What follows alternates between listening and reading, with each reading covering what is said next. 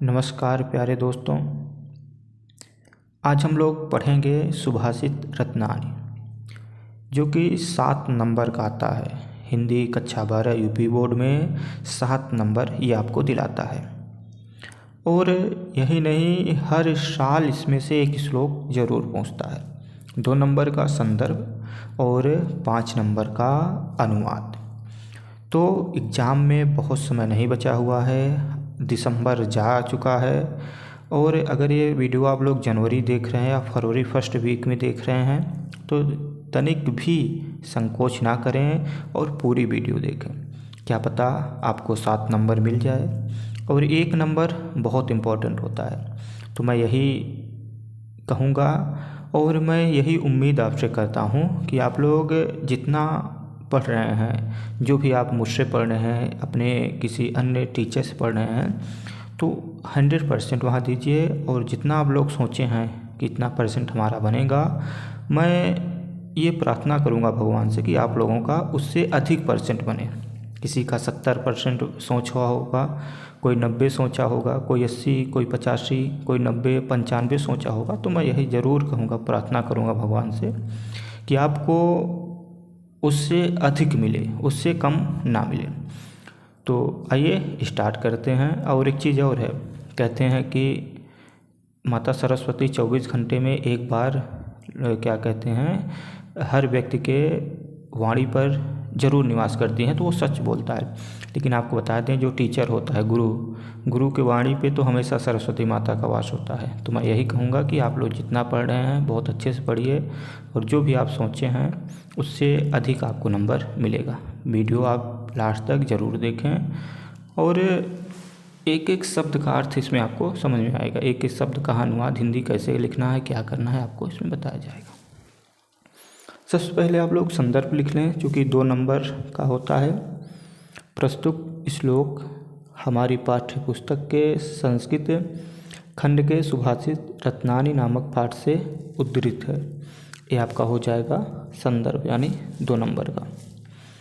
आइए देखते हैं अनुवाद।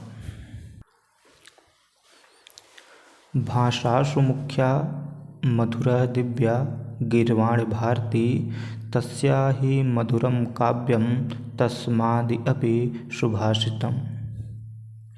भाषासु, सप्तमी विभक्ति, भाषासु भाषाओं में, मुख्या मतलब मुख्य, मधुर मतलब मधुर कोमल जिसे आप कह सकते हैं, दिव्य मतलब अलौकिक, गीर्वाण मतलब संस्कृत या देवताओं की, भारती मतलब भाषा। गीर्वाण का मतलब आप देव लिख सकते हैं, देवताओं की, भारती मतलब भाषा।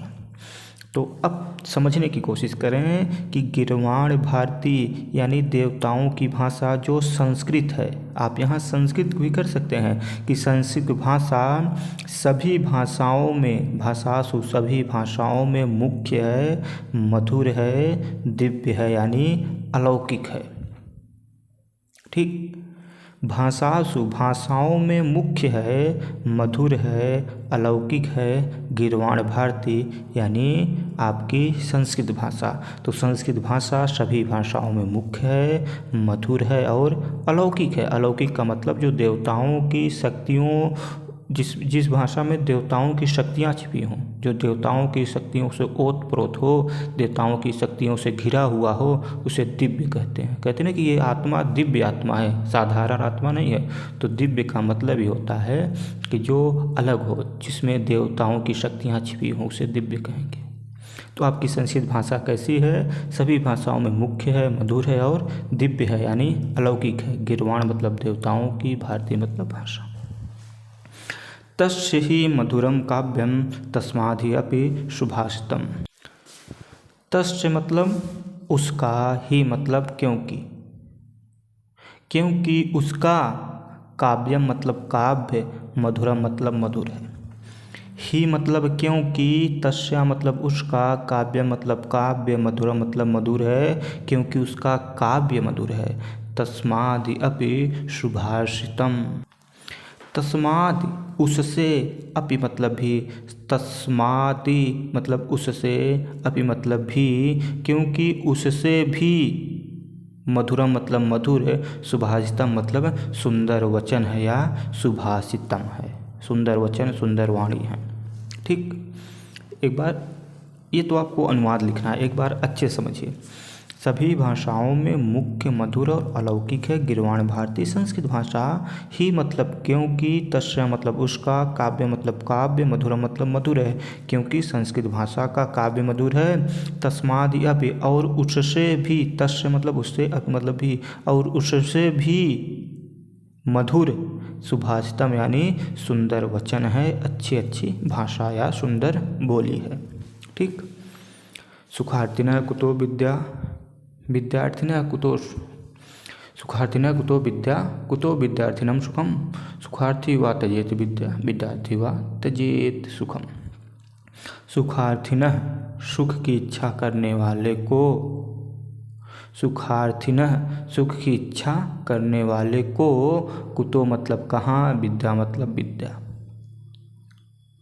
सुख की इच्छा करने वाले को विद्या कहाँ, अकुतो मतलब कहाँ, विद्यार्थी ने मतलब विद्या की इच्छा करने वाले को, सुखम मतलब सुख, यानी जो सुख की इच्छा करता है उसे विद्या कहाँ, और जो विद्या की इच्छा करता है उसे सुखम सुख, कुतो मतलब कहाँ, उसे सुख कहाँ। सुखार्थी वा मतलब अथवा, सुखार्थी यानी सुख की इच्छा करने वाला, वा मतलब अथवा, तजे मतलब त्याग दे, विद्या मतलब विद्या को, अथवा सुख की इच्छा करने वाला, तजे मतलब त्याग दे, विद्या मतलब विद्या को, विद्यार्थी यानी विद्या की इच्छा करने वाला, वा मतलब अथवा, तजे मतलब त्याग दे, सुख मतलब सुख को। या तो विद्या की या तो सुख की इच्छा करने वाला विद्या को त्याग दे, या तो विद्या की इच्छा करने वाला सुख को त्याग दे।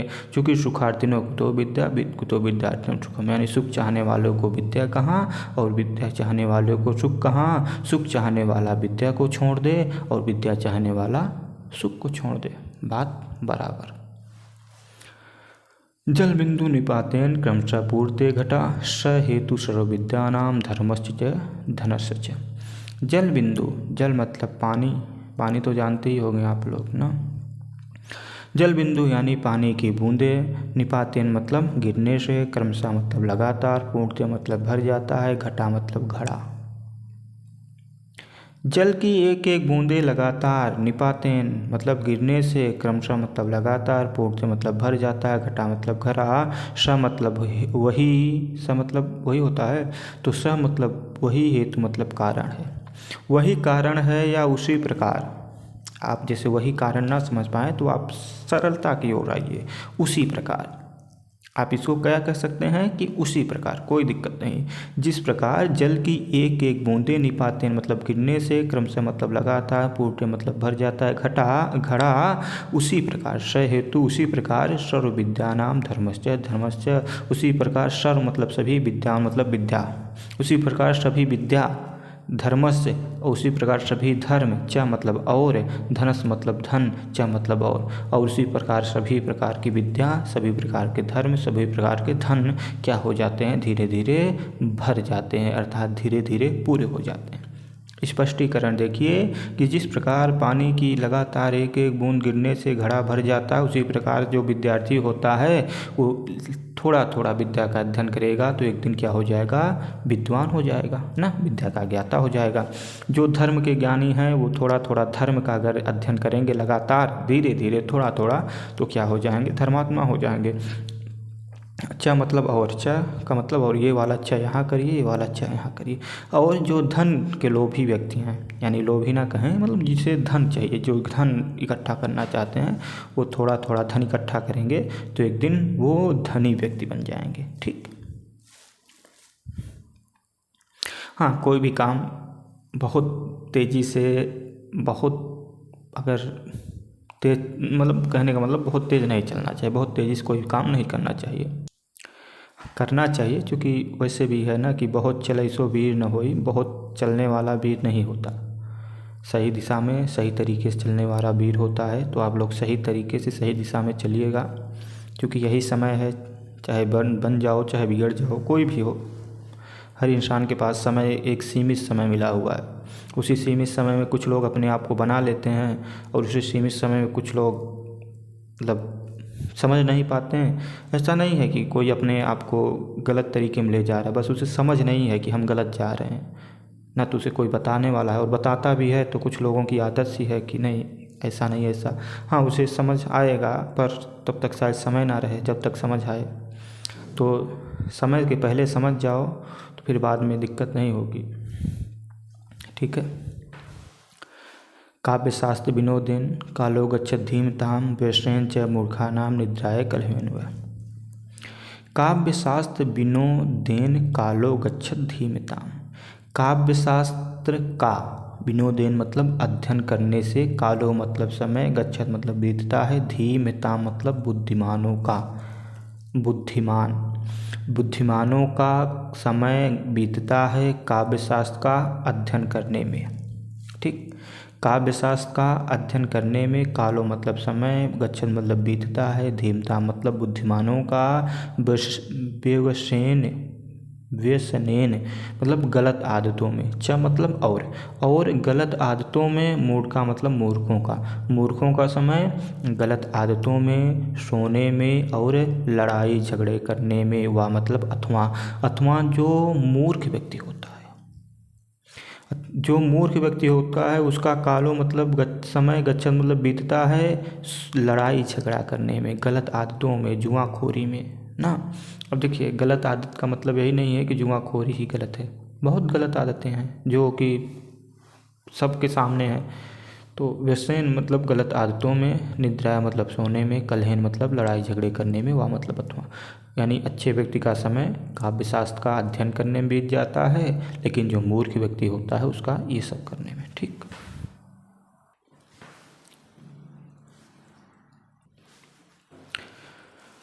न चौर्यहार्यम न च राज्यहार्यम न भातृभाज्यम न च भारकारी वै कृते वर्धते एवं नित्यम विद्याधनम सर्वधनम प्रधानम। न मतलब नहीं, चौर मतलब चोर, हार्य मतलब छीन सकता है। न तो चोर छीन सकता है, न मतलब नहीं, च मतलब और, राज मतलब राजा, हार्य मतलब छीन सकता है, और ना तो राजा छीन सकता है। क्या न चोर छीन सकता है, न राजा छीन सकता है, अभी बता रहे हैं। न चौरहारम न राज्यकारम, न तो चोर चुरा सकता है और न तो राजा छीन सकता है। न मतलब नहीं, भातृ मतलब भाई में, भाज्य मतलब बांटा जा सकता है, न मतलब नहीं, च मतलब और, भारकारी मतलब इसका कोई वजन है, और न तो ये भाई के भाई द्वारा बांटा जा सकता है और न ही इसका कोई वजन है। वह मतलब खर्च, कृत्य मतलब करने से, वर्ध मतलब बढ़ता है, एवं मतलब ही, नित्य मतलब प्रत्येक हमेशा लगातार, खर्च करने से ही लगातार हमेशा बढ़ता रहता है। इसलिए विद्या धनम सर्वधनम प्रधानम, विद्या धन सभी धनों में प्रधान है। विद्या रूपी धन जो है वो सर्वधनम प्रधानम सभी धनों में प्रधान क्यों है? क्योंकि न चौरहारम, न तो चोर चुरा सकता है, न मतलब नहीं, च मतलब और न ही राज्यहारम राज्य छीन सकता है। न मतलब नहीं, भात्य मतलब भाई में, भाज्य मतलब बांटा जा सकता है, और कोई धन होगा तो बंटवा लिया जाएगा। चोर चुरा लेगा, राज्य छीन लेगा, राज्य भी न छीन लेगा, उसका वजन होगा। तो लेकिन विद्या धन जो है ऐसा कुछ नहीं है, ना तो भाई भाई में बांटा जा सकता है, ना इसका कोई वजन है। और कोई धन होगा तो खर्च करने से बढ़ेगा, हमेशा नहीं बढ़ेगा, घट जाएगा। खर्च करोगे तो हमेशा घटता चला जाएगा। लेकिन विद्या रूपी धन जो है, व्यय कृते, व्यय मतलब खर्च, कृत्य मतलब करने से, वर्ध मतलब बढ़ता है, योग मतलब ही, नित्य मतलब लगातार, मतलब खर्च करने से ही ये लगातार बढ़ता रहता है। इसलिए विद्या धनम सर्वधनम प्रधानम, विद्या रूपी धन जो है वो सभी धनों में प्रधान है, श्रेष्ठ है, सभी धनों में श्रेष्ठ है। ठीक। परोक्षे कार्यहंतारम प्रत्यक्षे प्रियवादिनम वर्जते दिशमता मित्रम विष्कुंभम पयोमुखम। परोक्षे मतलब पीठ के पीछे, कार्यहंतारा मतलब छुरा घोंपने वाला, मित्र मतलब आपका दोस्त। ऐसे दोस्त होंगे जो पीठ पीछे बुराई करते होंगे, अभी आपको शायद ना लगे हो, लेकिन ऐसे दोस्त रहते हैं, पीठ पीछे बुराई करने वाले रहते हैं। ये मतलब कभी सामने आए या ना आए, लेकिन रहते सबके हैं, ये मैं मतलब कह सकता हूँ, सबके ही रहते हैं। हाँ, कुछ लोग जान जाते हैं, कुछ लोग नहीं जानते। जिसके एक दो मित्र अच्छे होते हैं वो जान जाएंगे। खैर, परोक्षे मतलब पीठ पीछे, आपके ना रहने पे, कार्य मतलब काम को, हंतारम मतलब बिगाड़ने वाला, आपके पीठ पीछे आपके काम को बिगाड़ने वाला, प्रत्यक्षे मतलब सामने, प्रिय वाद्यम मतलब अच्छा अच्छा बोलने वाला, और सामने प्रिय मतलब प्रिय, वाद्यम मतलब बोलने वाला, सामने प्रिय बोले कि नहीं भैया आप प्रधानमंत्री बन जाते तो सबसे ज़्यादा खुशी हमें मिलती, सामने ऐसा बोले, और जब आप ना रहें तो आपको गरिया के चला जाएगा, अरे ऐसे नहीं ऐसे, ऐसे नहीं ऐसे था। तो ऐसे वर्जते त्रादिशम, इस प्रकार, मित्र मतलब मित्र को, इस प्रकार मित्र को, ऐसा मित्र जो पीठ पीछे काम को बिगाड़े और जब आप सामने रहें तो आपसे अच्छा अच्छा बोले, ऐसे मित्र को, ऐसे दोस्त को वर्जते त्रादिशम, त्याग देना चाहिए। ऐसे मित्र को त्याग देना चाहिए। किस प्रकार त्यागना चाहिए? जिस प्रकार विष कुंभम, विष से भरा हुआ, कुंभ मतलब घड़ा, जिस प्रकार विष से भरा हुआ घड़े के, पयो मतलब दूध, मुखम मतलब मुख में, जिस प्रकार विष से भरे हुए घड़े के मुख में दूध लगा हो तो उसको नहीं पीते, क्योंकि दूध पिएंगे, दूध के पीछे क्या विष चला रहा है और आप दूध के लालच में मर जाएंगे।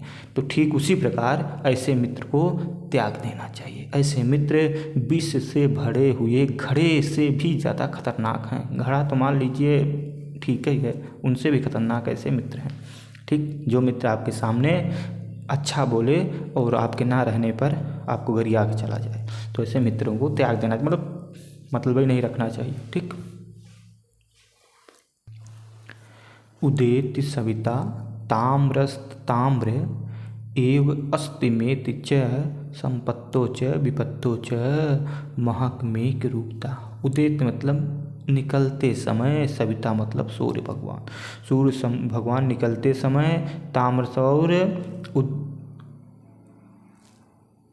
उदित सविता, उदित होते समय सूर्य भगवान, ताम्र मतलब एक तांबे के कलर के रहते हैं, गोल्डन ना, सुनहरा रहता है, और एव अस्ति, और अस्त होते समय, च मतलब और अस्त होते समय भी ताम्र मतलब एक समान रहते हैं ना, तांबे के कलर के रहते हैं। यानी सूर्य भगवान जब उदित होते हैं तभी एक समान रहते हैं, और जब अस्त होते हैं तभी भी एक समान रहते हैं। सूर्य भगवान उदित होते हैं, अस्त होते हैं। या आपको लगता है कि सूर्य भगवान कभी उदित हो सकते हैं, कभी अस्त हो सकते हैं भगवान? नहीं, ऐसा नहीं। लेकिन महाभारत में भगवान श्री कृष्ण ने सूर्य भगवान को उदित होने से रोक दिया था, अस्त होने से, और मतलब जल्दी अस्त करा दिए थे। सूर्य का जो अपना चक्र कहते हैं कि सूर्य के सामने कर दिए थे और उनका प्रकाश बंद हो गया था। ठीक, तो इससे एक और ये भी आपको देखने को मिलेगा कि जो कर्म का न्याय है वो निश्चित है। जैसे लोग कहते हैं कि महाभारत क्या भगवान श्री कृष्ण नहीं बचा सकते थे, महाभारत नहीं रोक सकते थे, इतने लोगों की ऐसी तैसी हो गई, बलि चढ़ गई, ये हो गया, मर गए, नहीं मरना चाहिएगा। नहीं भाई, कैसी बात कर रहे हो आप? क्यों नहीं मरना चाहिए था भाई? सज़ा क्यों नहीं देनी चाहिए थी? उस व्यक्ति को सज़ा कैसे मिलेगी? क्यों नहीं सज़ा देनी चाहिए थी? जो पाप किया है उसे सज़ा ना मिले, महाभारत रोक दें तो सज़ा कैसे मिलेगी? यानी ये है ना कि कर्म का जो फल है, कर्म का न्याय निश्चित है। अथवा जो सूर्य को उगने से रोक सकता है वो महाभारत जैसी छोटी चीज़ नहीं रोक सकता है भाई। लेकिन कर्म का जो फल है, कर्म का जो न्याय है, उसके विरुद्ध भाई नहीं जा सकते ना। यानी चूँकि कर्म भी उन्हीं से बंधा हुआ है, कर्म उन्हीं के बंधन में बंधा हुआ है, कर्म उनसे अलग नहीं है। लेकिन जो कर्म का जो फल है, जो लोग किए हैं, उसका अच्छा बुरा उसे तो भोगना पड़ेगा ना। इसलिए महाभारत नहीं रोका गया, क्योंकि कर्म का फल है, कर्म का न्याय है, कर्म के न्याय की वजह से नहीं रोका गया। नहीं तो जो सूर्य के उगने से रोक सकता है, बताइए, वो महाभारत नहीं रोक सकता? रोक सकते हैं भाई, अवश्य रोक सकते हैं। चलिए, इधर हो गया। तो सूर्य भगवान उदित होते समय और अस्त होते समय यानी डूबते समय एक कलर के रहते हैं। ये बात समझ में आ गई? तो फिर हाँ कह दीजिए एक बार। उसी प्रकार संपत्ति में यानी सुखी में, च मतलब और, विपत्तो मतलब दुख में, उसी प्रकार सुख और दुख में महान व्यक्ति एक रूपता यानी एक समान के रहते हैं। यानी जिस प्रकार सूर्य भगवान उदित होते समय एक कलर के रहते हैं और अस्त होते समय भी उसी कलर में आ जाते हैं, उसी प्रकार जो महान व्यक्ति होते हैं वो संपत्ति में यानी सुखी में, च मतलब और, विपत्ति मतलब विपत्ति यानी दुख में, वो सुख और दुख में एक ही समान के एक ही कलर, यानी उनका व्यवहार जो होता है वो एक ही प्रकार से रहता है। मतलब बहुत चिल्लाते नहीं कि दुख आ गया तो बहुत चिल्ला दिए, एकदम चिल्ला के तहलका मचा दिए, और जब सुख हो गए तो फिर नगाड़े बजवा दिए। नहीं, ऐसे नहीं होता। ठीक। विद्या विवादाय धनम अदाय शक्ति परेशान परिपीडनाय खलच साधु विपरीत ज्ञानाय दानाय च रक्षणाय। विद्या विवादाय धनम अदाय शक्ति परेशान परपीडनाय, यानी विद्या विवाद के लिए, विद्या विवाद आए, विद्या विवाद के लिए, विवाद समझते हैं ना, लड़ाई कर लेना, झगड़ा कर लेना। तो विद्या विवाद, विद्या लड़ाई झगड़े करने के लिए, धन मतलब पैसा, रुपया, कौड़ी, गहना, मोह, माया, इसे धन कहते हैं। धन मतलब पैसा, मद यानी घमंड के लिए, पैसा आ जाए तो घमंड आ जाता है। शक्ति मतलब ताकत। शक्ति परेशान करने के लिए, पर पीड़ना मतलब दूसरों को पीड़ा देने के लिए, दूसरों को परेशान करने के लिए।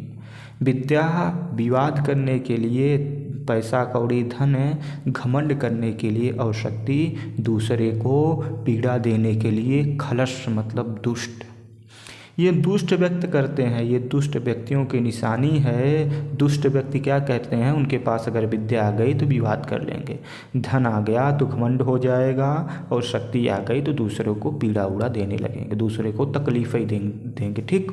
ये क्या करते हैं, खलस यानी दुष्ट व्यक्ति ऐसा करते हैं। जबकि साधो मतलब सज्जन व्यक्ति, अच्छे व्यक्ति ना, साधु मतलब सज्जन व्यक्ति जो होते हैं, जो अच्छे व्यक्ति होते हैं, विपरीत, इसके विपरीत यानी उल्टा करते हैं। विपरीत का मतलब उल्टा, इसके उल्टा कर देते हैं, इसके विपरीत करते हैं। वो विद्या से ज्ञान आए, अगर उनके पास विद्या आ गई तो किसी न किसी को ज्ञान देंगे विद्या से। धन आ गया तो दान आए, धन से दान कर देंगे। च मतलब और, शक्ति आ गई तो रक्षण आए, मतलब किसी न किसी व्यक्ति की वो रक्षा कर देंगे। ठीक। जो खलस यानी दुष्ट व्यक्ति होते हैं, उनकी विद्या विवाद के लिए, धन घमंड के लिए, शक्ति दूसरों को परेशान करने के लिए। लेकिन जो साधु, जो अच्छे व्यक्ति होते हैं, इसके विपरीत चलते हैं। वो विद्या से ज्ञान देंगे, धन से दान देंगे, शक्ति से किसी की रक्षा कर देंगे। ठीक। इतनी बात समझ में आ गई आप लोगों को। सहसा विदधीत न क्रिया अविवेकः परम आपदम पदम विनते ही विमर्शकारिम गुणलुब्धा स्वयमेव संपदा। सहसा मतलब अचानक, विदधीत मतलब करना चाहिए, न मतलब नहीं, क्रिया मतलब काम। अचानक कोई भी काम नहीं, विदधीत नहीं करना चाहिए, क्योंकि क्रिया काम अविवेकम मतलब अज्ञानता का, क्योंकि जो अज्ञानता होता है, अविवेकम मतलब अज्ञानता, परम मतलब भयंकर, आपदा मतलब विपत्ति का, पदम मतलब स्थान होता है। जो अविवेकम यानी अज्ञानता, अविवेक यानी अज्ञानता, भयंकर यानी परम मतलब जब ज़्यादा होता है तब परम करते हैं, तो ज़्यादा या भयंकर, आपदा मतलब विपत्ति का, पदम मतलब स्थान होता है। क्योंकि विणते मतलब वर्णन कर लेती हैं, ही मतलब क्योंकि वर्णन कर लेती हैं, विमर्श कारिम गुणलुब्ध स्वयं, गुण के लोभी व्यक्तियों को स्वयं मतलब स्वयं ही, संपदा मतलब संपत्तियाँ, क्योंकि संपत्तियाँ गुण के लोभी व्यक्तियों को स्वयं ही वर्ण कर लेती हैं, चुन लेती हैं। इसलिए बिना विचारे जो करे सो पीछे पछताए, बिना विचारे जो करे सो पीछे पछताए। ठीक। समझ में नहीं आया, ऐसी कैसे हो सकता है? चलिए फिर से देखते हैं, समझ में आएगा कैसे नहीं। यानी यहाँ समझने के लिए आए हुए हैं कि ऐसे देखिए, एक लाइन का अर्थ। किसी भी कार्य को अचानक नहीं करना चाहिए। सहसा मतलब अचानक, विधि मतलब करना चाहिए, न मतलब नहीं, क्रिया मतलब काम। तो किसी भी काम को अचानक नहीं करना चाहिए। अविवेक मतलब अज्ञानता, परम मतलब भयंकर, आपदा मतलब विपत्ति का, पदम मतलब स्थान होता है। जो अज्ञानता होता है, अविवेकम यानी अज्ञानता, आपदा का यानी विपत्तियों का स्थान होता है। विणते मतलब वर्ण कर लेती हैं, विणते मतलब वर्ण कर लेती ही मतलब क्योंकि वर्ण कर लेती हैं।